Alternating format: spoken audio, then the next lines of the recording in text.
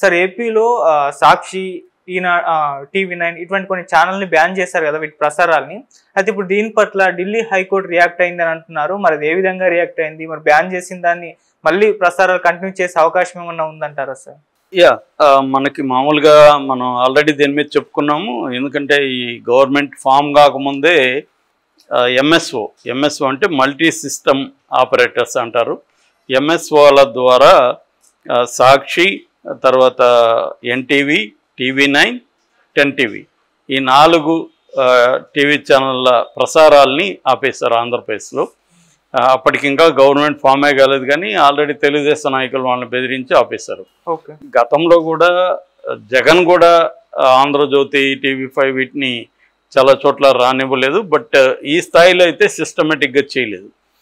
ఎందుకంటే ఈనాడు వెళ్ళింది, జ్యోతి వెళ్ళింది, ఏబిఎన్లు ప్రసారాలు అవుతూనే ఉన్నాయి. కొన్ని చోట్ల ఏదో ఆపినట్టుగా మనకు అర్థమవుతుంది. కానీ ఇప్పుడు సిస్టమేటిక్గా అసలు కంప్లీట్గా 15 మంది ఎంఎస్ఓలు కంప్లీట్గా 15 ఎంఎస్ఓస్ స్టాప్ చేసేసారు. సో దీనికి వ్యతిరేకంగా నిరసన తెలియజేశారు కానీ అది ఎవరు పట్టించుకోలేదు.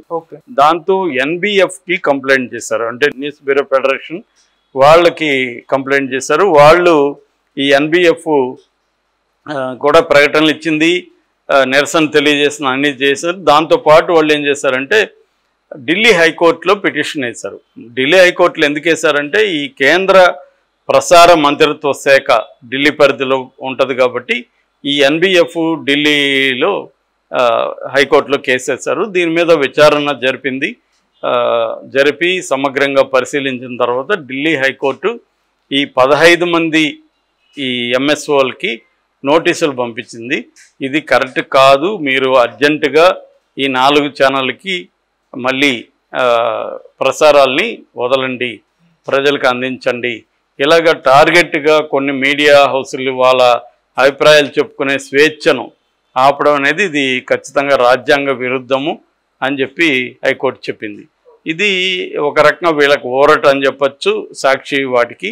అట్లాగే తెలుగుదేశం వచ్చినప్పటి నుంచే, అధికారం చేపట్టక ముందు నుంచే, రిజల్ట్ వచ్చిన రోజు నుంచే ఎలాగా వివిధ రూపాల్లో వైసీపీ మీద దాడుల్ని మల్టిపుల్గా చేస్తుందో, బహుముఖాలుగా ఎలా చేస్తుందో అనే దానికి ఇది ఒక తాజా ఉదాహరణ. మనం రోజు అనేకం చెప్పుకుంటూనే ఉన్నాం, అందులో ఇది ఒకటి. ఇది ఏంటంటే మీడియాని దెబ్బతీయడం. అది జగన్ చేయలేదంటే జగన్ కూడా అదే పని చేస్తాడు. జగన్కి కూడా మీడియా 4 దుష్ట చతిష్ట ఆయన పేరు పెట్టాడు. టీవీ5, ఏబిఎన్, తర్వాత ఈనాడు, వీటిని తను ఎప్పటి నుంచో ఎక్స్పోజ్ చేస్తున్నాడు. చంద్రబాబు నథింగ్ నా ముందు, మనం మీడియాతోనే మన యుద్ధం అసలు యుద్ధం అని చెప్పినాడు. అది వాస్తవం కూడా. ఎందుకంటే మీడియా మన ముఖ్యంగా ఆంధ్రజ్యోతి, ఈనాడు, టీవీ5, మహా టీవీ, ఏబిఎన్ వీళ్ళు అసలు చంద్రబాబు కంటే కూడా ఎక్కువగా తెలుగుదేశాన్ని ఓన్ చేసుకొని ఈ ఏబిఎన్ కావచ్చు, టీవీ5 కావచ్చు, ఈనాడు కావచ్చు, జ్యోతి కావచ్చు, వీళ్ళు చాలా స్ట్రాంగ్గా జగన్ ఓడించడానికి తీవ్రంగా కృషి చేశారు. అది అందరికి తెలుసు కూడా. వాళ్ళు ఇండిపెండెంట్ మీడియా అని పేరుకే కానీ వాళ్ళు తెలుగుదేశం మీడియా అనేది అఫిషియల్ మీడియా కాకపోయినా అనఫిషియల్గా తెలుగుదేశం మీడియా అని. సో అది క్లియర్గా జగన్ వర్సెస్ మీడియా అన్న పోరాటమే బలంగా కనపడింది. సో అందువల్ల నేచురల్గా జగన్ కూడా తెలుగుదేశానికి సంబంధించిన మీడియాని తన వీలైన పద్ధతిలో దెబ్బకొట్టాలని ట్రై చేశాడు. అందులో భాగంగానే సాక్షికి యాడ్లు ఇవ్వాలి కాబట్టి, సాక్షికి సర్క్యులేషన్ లేదు కాబట్టి 200 ప్రతి సచివాలయాలకి కేటాయించడం, ఆ 200లో సాక్షి మాత్రమే సబ్స్క్రిప్షన్ రేటు దానికి వస్తుంది కాబట్టి దాన్ని కొనేట్టుగా చేయడం, దానివల్ల ఈనాడు సర్క్యులేషన్ తగ్గిపోవడం, ఈనాడికి యాడ్లు తగ్గిపోవడం. సో ఇవి చేయగలిగాడు. అంటే కొంతవరకు జగన్ ఏం చేయగలిగాడు, యాడ్స్ని కట్ చేయడం, జనంలో ఎక్స్పోజ్ చేయడం, ఇట్లాంటివి చేయగలిగాడు. కానీ సిస్టమేటిక్గా ప్రసారాలని ఆపలేకపోయాడు జగన్. అక్కడ రానికుండా ఏం చూసుకోలేదు. సో ఆ రకమైన జగన్ అంటే జగన్కి ఏ స్థాయి పోరాటం చేతనవుతుందో అది చేశాడు. ఇప్పుడు వీళ్ళకి ఏ స్థాయి పోరాటం చేతనవుతుందో అది చేస్తున్నాను. నేను చాలాసార్లు చెప్తున్నాను, జగన్ వర్సెస్ చంద్రబాబు కంపేర్ చేస్తే చంద్రబాబు అన్ని రకాలుగా బెటర్ ఎక్విప్డ్, తనకున్న బలాలు జగన్తో పోలిస్తే స్ట్రాంగ్. కాబట్టి చంద్రబాబు దెబ్బ చాలా స్ట్రాంగ్గా పడుతుంది జగన్ మీద, జగన్ దెబ్బ అంత స్ట్రాంగ్గా పడదు. దానికి సింపుల్ ఎగ్జాంపుల్ ఏంటంటే జగన్ అధికారంలో ఉన్నా కూడా చంద్రబాబు పని చేయనీయకుండా చేయగలిగాడు జగన్ని. అంటే విధాన నిర్ణయాలు తీసుకోనీయకుండా చేయగలిగాడు. అమరావతిని మార్చగలిగాడు, జగన్ మార్చలేకపోయాడు కదా, అనుకున్నాడు కానీ చేయలేకపోయాడు. చంద్రబాబు ఆపగలిగాడు కదా. సో అలాగా అంటే అదొక ఎగ్జాంపుల్. అలాగా అన్ని విషయాల్లో కూడా జగన్ని దెబ్బ కొట్టడం అనేది చంద్రబాబు అధికారంలో లేకపోయినా చేయగలిగాడు. అంటే అధికారంలో ఉంటే ఇంకెలా చేయగలడు అనేది చూడాలి. ఓన్లీ నీకు అన్ని రకాల శక్తులు ఉంటే నువ్వు ఎల్లప్పుడూ అధికారం చలాయిస్తావంటే చలాయించలేరు. ఎందుకంటే ఫైనల్గా ప్రజలకు నచ్చితేనే కదా ఎవరైనా అధికారంలో ఉంటారు. కాబట్టి ప్రజల్లో వ్యతిరేకత వచ్చేస్తే నీ బలాలు ఎంత ఉన్నా కూడా ప్రజల మైండ్ సెట్ని మార్చడం అనేది అంత ఈజీ కాదు. అది మోడీ విషయంలోనూ ప్రూవ్ అయింది, చంద్రబాబు విషయంలో కూడా 2019లో ప్రూవ్ అయింది. సో అందుకని 23కి పరిమితం చేశారు. సో ఈ కాంటెక్స్లో ఇప్పుడు మరి దీన్ని ఈ 15 మంది ఎంఎస్ వాళ్ళు ఫాలో అవుతారా హైకోర్టు ఉత్తర్వుని, లేదా వీళ్ళు మళ్ళీ సుప్రీంకోర్టుకి వెళ్తారా? దీన్ని ప్రొలాంగ్ చేయొచ్చు కదా సుప్రీంకోర్టుకి వెళ్తే.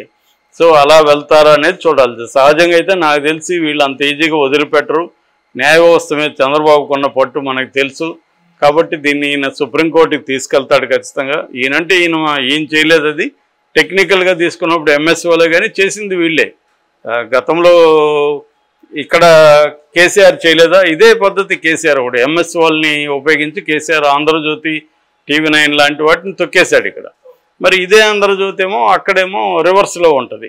ఇక్కడేమో నా హక్కులు, మీడియా హక్కులు అని మాట్లాడతారు. సో మీడియా అనేది ఇవాళ అమాయకంగా మనం మీడియా హక్కు, జర్నలిస్టుల హక్కులు ఇవన్నీ అమాయకంగా ఉంటాయి తప్ప మీడియా అంటే ఇవాళ మీడియా యజమానులు అంటే పొలిటికల్ లీడర్సే, పొలిటికల్ పార్టీలే. సో మీడియా అంటే నథింగ్ బట్ పొలిటికల్ పార్టీలే ఇవాళ ఎసెన్స్లో. సో మీడియా విడిపోయింది. ఏ పొలిటికల్ పార్టీకి సపోర్ట్ చేస్తుందో ఆ పొలిటికల్ పార్టీకి కంప్లీట్గా సపోర్ట్ చేస్తుంది. ఇంతకుముందు అంటే మీడియా క్రిటికల్గా ఉండేది, క్రిటికల్ సపోర్ట్ అనేవాళ్ళు. ఒకవేళ సపోర్ట్ చేసినా కూడా కొన్ని విషయాల్లో పొలిటికల్ పార్టీని విమర్శించేది. ఒకప్పుడు ఈనాడు లాంటి సంస్థలు కూడా అధికారంలో వచ్చే వరకు ఒక పొలిటికల్ పార్టీని సపోర్ట్ చేసినా వచ్చినాక ప్రజా వ్యతిరేక విధానాలు ఏమన్నా ఉంటే బ్యాలెన్స్గా మాట్లాడే ఒక సంప్రదాయం ఉండేది గతంలో. ఇవాళ అది లేదు. ఇవాళ ఏంటంటే ఒక వ్యక్తిని నేను చంద్రబాబుని సపోర్ట్ చేస్తే 100% చేస్తా, 100% జగన్ వ్యతిరేకిస్తా. ఇంకా దీంట్లో మిడిల్ గ్రౌండ్ అనేది లేదు. అట్లాగే రివర్స్లో జగన్ని సపోర్ట్ చేస్తే 100% జగన్ ఏ తప్పు చేసినా కూడా నేను జగన్నే సపోర్ట్ చేస్తా, చంద్రబాబుని దారుణంగా వ్యతిరేకిస్తా.